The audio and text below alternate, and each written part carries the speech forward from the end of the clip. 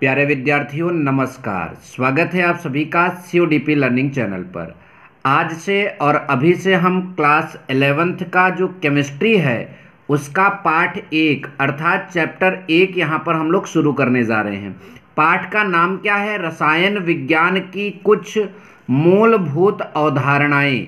इसकी अंग्रेजी क्या है? Some basic concepts of chemistry. तो इस चैप्टर को बहुत ही सरल तरीके से समझाएंगे। यदि आप सभी को वीडियो पसंद आएगा तभी वीडियो को लाइक करिएगा और अपने फ्रेंड्स में शेयर करिएगा और सारे चैप्टर का नोट्स आप यहाँ से प्राप्त भी करिएगा। ठीक है, तो सबसे पहले हम स्टार्ट करेंगे जो इस चैप्टर में है उस रसायन विज्ञान। आखिर हम जानने की कोशिश करेंगे कि रसायन विज्ञान क्या होता है। और ठीक है, रसायन विज्ञान को अंग्रेजी में केमिस्ट्री कहते हैं, सबको पता है। तो देखिए, परिभाषा जो लिखा है उसको बहुत ध्यान से हम आपको पहले समझाएंगे, उसके पहले याद कराएंगे, फिर उसके बाद इसका एक्सप्लेनेशन भी देंगे। ठीक है, देखिए लिखा है रसायन विज्ञान विज्ञान की वह शाखा है जिसके अंतर्गत पदार्थों के गुणों, संगठन, ये घ है, संगठन, संरचना तथा उनमें होने वाले परिवर्तनों का अध्ययन किया जाता है। तो देखिए, एक्चुअल में रसायन विज्ञान जो है विज्ञान की एक शाखा है और इसके अंतर्गत हम क्या क्या अध्ययन करते हैं? पदार्थ के गुण का, संगठन का, संरचना का तथा उनमें होने वाले परिवर्तन का अध्ययन करते हैं। तो कहोगे गुरुजी थोड़ा इसका एग्जाम्पल देकर समझा दो तो मज़ा आ जाएगा। तो हमने आपके लिए सारा यहाँ पर अरेंजमेंट किया है। ठीक है, ध्यान दीजिए। पदार्थ के गुण के बारे में अब बात करें तो हमने एक पदार्थ ले लिया CH3COOH, मतलब इसे हम सिरके में पाए जाने वाला अम्ल भी बोलते हैं। सबने कक्षा 10 में पढ़ा भी होगा। ठीक है, तो ये आपके सिरके में पाए जाने वाला अम्ल है, एक पदार्थ है। अब इसके पदार्थ के गुण को हम समझते हैं। हम बहुत ज़्यादा गुण नहीं, एक एक गुण लेकर आपको समझा देते हैं। तो सिरके का गुण क्या होता है? सिरका स्वाद में खट्टा आता है। तो इसका मतलब ये है कि इस पदार्थ का गुण है कि ये खट्टा होता है। तो ये खट्टा वाला जो गुण हम यहाँ पर अध्ययन करेंगे इसका, तो सिरके का ये अध्ययन ही क्या कहलाएगा? रसायन विज्ञान। और क्या अध्ययन करना रसायन विज्ञान कहलाएगा? संगठन। तो संगठन का मतलब ये जो आपके सिरके में पाए जाने वाला एस्टिक अम्ल, इसका एस्टिक अम्ल नाम है। एस्टिक अम्ल का ये जो पदार्थ है ये किस किस तत्व से मिलकर बना है? तो देखने से पता चल रहा है कार्बन, हाइड्रोजन और ऑक्सीजन से मिलकर बना है। तो ये इसके संगठन हो गए। अब संरचना की बात करोगे तो ये मिलकर तो बना है लेकिन इसकी संरचना कैसे होगी? तो जरा ध्यान दीजिए। एक कार्बन देखिए 3 हाइड्रोजन से ऐसे जुड़ा है, ठीक। उसके बाद ये कार्बन ऑक्सीजन के साथ ऐसे जुड़ा है, फिर यहाँ ऐसे जुड़ा है।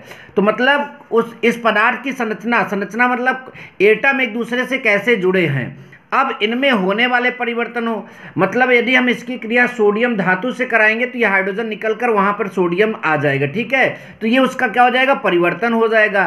तो आई होप कि आपने समझ लिया। मतलब विज्ञान की जिस भी शाखा में आप पदार्थ के गुण, संगठन, संरचना और परिवर्तन का अध्ययन करेंगे, विज्ञान की वही शाखा क्या बोली जाएगी? रसायन विज्ञान, अंग्रेजी में केमिस्ट्री बोला जाएगा। ठीक है, अब यहाँ कुछ जानने वाली बातें भी हम यहाँ पर देख लेते हैं। ठीक है, आप इसका चाहेंगे तो लास्ट में स्क्रीनशॉट लेने का मौका हम जरूर आपको देंगे। 5 स्टार पॉइंट हमने लगाया। पहला, जो रसायन विज्ञान है उसको अंग्रेजी में क्या बोला जाता है? उसको अंग्रेजी में केमिस्ट्री बोलते हैं, सबको पता होना चाहिए। ठीक है, रसायन विज्ञान को अंग्रेजी में क्या बोलते हैं? केमिस्ट्री बोलते हैं। दूसरा स्टार याद रखने वाला है कि केमिस्ट्री शब्द जो है, केमिस्ट्री शब्द की उत्पत्ति मिस्र, एक देश है जिसे अंग्रेजी में इजिप्ट कहते हैं। तो केमिस्ट्री शब्द की उत्पत्ति जो है मिस्र अर्थात इजिप्ट देश के प्राचीन नाम कीमिया से हुई है। मतलब इसकी उत्पत्ति किससे हुई है? कीमिया से हुई है। तो ठीक है, तो कीमिया से हुई है। अब यहाँ पर केमिस्ट्री शब्द का प्रयोग सर्वप्रथम मिस्र की कला के लिए किया गया था। ये कीमिया जो है उस समय मिस्र की कला के लिए प्रचलित था, अर्थात वहाँ मिस्र में जो पदार्थों में जो मतलब कि पदार्थों से जो भी चीज़ें वहाँ बनाई जाती थी, तो जो मतलब एकदम चमत्कारिक रूप से जो चीज़ें बनती थी वो वहाँ पर मिस्र का विज्ञान नहीं बल्कि क्या माना जाता था? कला।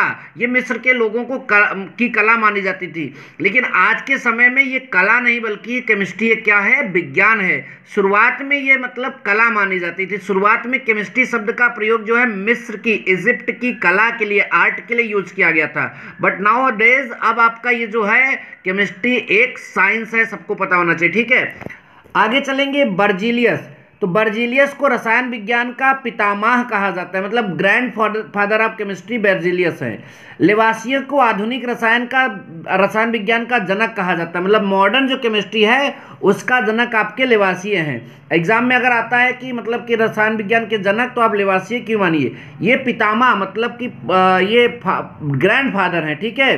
तो ध्यान दीजिएगा, आधुनिक अब जब भी पूछेगा आधुनिक का ही पूछेगा, तो इसलिए लेवासिये टिक करिएगा। आई होप कितनी बात आप सबको समझ में आ गई। आप इतना स्क्रीनशॉट लेकर एक अच्छा सा प्यारा सा नोट्स बना लीजिए, ठीक है। आप यहाँ से लेकर यहाँ तक अगर आप चाहें तो चैप्टर का नाम भी यहाँ पर इन्वॉल्व कर सकते हैं, ठीक है। तो इतना आप ले लीजिए, फिर उसके बाद आगे चलते हैं। अब हमारे पास अगली हेडिंग जो है, हेडिंग डाल लीजिए क्योंकि अब अगले पेज में मिलेगा रसायन विज्ञान की शाखाएं। अब हम आपको बताएंगे रसायन विज्ञान की शाखाएं। वैसे तो रसायन विज्ञान की बहुत सारी शाखाएं, लेकिन हम यहाँ पर आपके सामने 8 शाखाओं को प्रस्तुत कर रहे हैं। पहली शाखा रसायन विज्ञान की क्या है? अकार्बनिक रसायन। क्या? अकार्बनिक रसायन, इनऑर्गेनिक केमिस्ट्री। दूसरी शाखा कार्बनिक रसायन, ऑर्गेनिक केमिस्ट्री। तीसरी शाखा भौतिक रसायन, फिजिकल केमिस्ट्री। अगली शाखा वैश्लेषिक रसायन, एनालिटिकल केमिस्ट्री। और अगली शाखा औद्योगिक रसायन, इंडस्ट्रियल केमिस्ट्री। अगली शाखा जैव रसायन, बायोकेमिस्ट्री। अगली शाखा कृषि रसायन, एग्रीकल्चर केमिस्ट्री। अगली शाखा नाभिकीय रसायन, न्यूक्लियर केमिस्ट्री। तो आप जो है इन सारे मतलब कि यहाँ पर जो वर्गीकरण है इसकी शाखा है, आप इसका स्क्रीनशॉट ले लीजिए। फिर इन शाखाओं के बारे में थोड़ी थोड़ी बातें कर लेते हैं। तो हमारा अगला हेडिंग आ गया, पहला वाला जो शाखा है अकार्बनिक रसायन, इनऑर्गेनिक केमिस्ट्री। बहुत ध्यान से सुनिए, हर बात क्लियर करेंगे। इसके अंतर्गत सभी तत्वों और उनके यौगिकों का अध्ययन किया जाता है। मतलब इस शाखा के अंतर्गत जितने एलिमेंट हैं 118 जितने भी खोजे गए, उन सारे तत्वों और उनके मतलब यौगिकों का अध्ययन किया जाता है। किसको छोड़कर? कार्बन के यौगिकों को छोड़ दिया जाए। कार्बन के यौगिकों का अलग शाखा होता है, ठीक है, वो ये वाला है। तो कार्बन के यौगिकों को छोड़ दीजिए, सारे यौगिकों का और सारे तत्वों का जो अध्ययन है रसायन विज्ञान, तो वो आपका क्या कहलाता है? वो आपका अकार्बनिक रसायन कहलाता है। आई होप की परिभाषा आप सभी को समझ में आ गई। दूसरी परिभाषा है कार्बनिक रसायन की, जिसे हम लोग अंग्रेजी में ऑर्गेनिक केमिस्ट्री बोलते हैं, ठीक है। ऑर्गेनिक केमिस्ट्री की क्या परिभाषा है? इसके अंतर्गत कार्बन के यौगिकों का अध्ययन किया जाता है, ठीक है। किसके यौगिकों का? कार्बन के यौगिकों का अध्ययन किया जाता है। और क्लास 11th में ही हम कार्बनिक यौगिकों के बारे में पूरा विस्तृत पढ़ाई करेंगे, ठीक है। अगली हमारी शाखा यहाँ पर है भौतिक रसायन, ठीक है। लास्ट में इसका भी स्क्रीनशॉट लेने का मौका देंगे। भौतिक रसायन किसे कहते हैं? इसमें केमिस्ट्री फिजिकल लिखा है, जबकि फिजिकल केमिस्ट्री होगा, ठीक है। इसका अंग्रेजी सही कर लीजिएगा। इसके अंतर्गत रासायनिक अभिक्रियाओं के नियमों तथा सिद्धांतों का अध्ययन किया जाता है। मतलब इस ब्रांच के अंतर्गत हम जो रासायनिक अभिक्रिया होती है उसके नियम का, वो किस नियम पर चलती है और उसका क्या सिद्धांत है, उसका अध्ययन हम किस में करते हैं? भौतिक रसायन में। अगला है वैश्लेषिक रसायन। देखो इसमें भी अंग्रेजी उल्टा लिख दिया गया, जबकि होगा एनालिटिकल केमिस्ट्री। इसमें क्या आपको अध्ययन करना होता है? लिखा है इसके अंतर्गत पदार्थों की पहचान तथा उनकी मात्राओं के निर्धारण करने का अध्ययन किया जाता है। मतलब इसमें हम पदार्थ को पहचानने का और उनकी मात्रा कितना, मतलब किस पदार्थ में कौन सा तत्व कितना है, उसकी मात्रा का निर्धारण का अध्ययन करते हैं। तो वो आपका विश्लेषिक रसायन या एनालिटिकल केमिस्ट्री बोली जाती है, ठीक है। अगला है औद्योगिक रसायन। क्या लिखा है? इसके अंतर्गत पदार्थों का बृहद मतलब होता है बड़ा, परिमाण में निर्माण करने से संबंधित। तो कुल मिलाकर यहाँ पर पदार्थ के बहुत बड़े मात्रा में निर्माण करने से संबंधित नियमों, अभिक्रियाओं, विधियों आदि का अध्ययन किया जाता है। जैसे मान लीजिए एक कंपाउंड होता है H2SO4, उसका कई सारे कंपाउंडों को बनाने में प्रयोग किया जाता है। तो जब हम H2SO4 बनाएंगे तो 1-2 बोतल तो बनाएंगे नहीं, एक मतलब बहुत लार्ज अमाउंट में बनाएंगे। तो मान लो H2SO4 जो आप बना रहे हो इंडस्ट्री में, फैक्ट्री में, उससे संबंधित जो नियम होगा, उसके निर्माण संबंधित जो अभिक्रिया होगी और जो विधि होगा, उसका अध्ययन हम किस मतलब शाखा में करते हैं? औद्योगिक रसायन में करते हैं। तो आई होप कि यहाँ पर औद्योगिक रसायन की भी परिभाषा आप सबको समझ में आ गई। तो मैं आपको यहाँ पर स्क्रीनशॉट लेने का मौका दे रहा हूँ। ये सारे डेफिनेशंस आप यहाँ पर लिख सकते हैं अपने कॉपी में और एक अच्छा खासा नोट्स बना लीजिए, ठीक है। अब चलेंगे आगे। अगली परिभाषा है जैव रसायन की। इसकी परिभाषा क्या है? बायोकेमिस्ट्री। इसके अंतर्गत जीवधारियों में होने वाली रासायनिक अपक्रियाएं तथा जंतुओं और वनस्पतियों से प्राप्त पदार्थों का अध्ययन किया जाता है।